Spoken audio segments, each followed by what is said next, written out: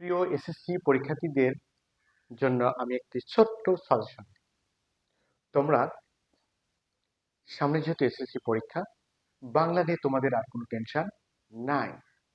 তোমরা একটা রুটিনের মাধ্যমে বাংলাটাকে প্রতিদিন 1 ঘন্টা করে পড়বে। যদি 1 ঘন্টা করে পড়ো, তাহলে বাংলা থেকে যে প্রশ্নটাই আসুক তোমরা সলভ করতে পারবে। তোমরা মূল বই পড়তে অবশ্যই ভুল করবে না। মূল বইয়ের উপরে কোনো বই নেই, অর্থাৎ বোর্ড যে বইটা তোমাদের দেওয়া হয়েছে সেই বইটা তোমরা এ টু জেড খুব সুন্দর করে পড়বে। তোমাদের সিলেবাসে যে যে অধ্যায় দেওয়া আছে সেই অধ্যায়গুলো খুব সুন্দর করে পড়বে। কোনো গাইড বই ফলো করবে না। গাইড বই ফলো করার প্রয়োজন কখন?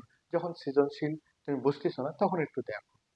তাছাড়া গাইড বই পড়ে এমসিকিউ দেখার পড়ার চেষ্টা করবে না। মূল বই লাইন টু লাইন একটু ভালো করে পড়বে, তাহলে তোমরা অবশ্যই অবশ্যই 30টার মধ্যে 27টা 28টা পর্যন্ত নৈবিত্তিক কারেকশন করতে পারবে।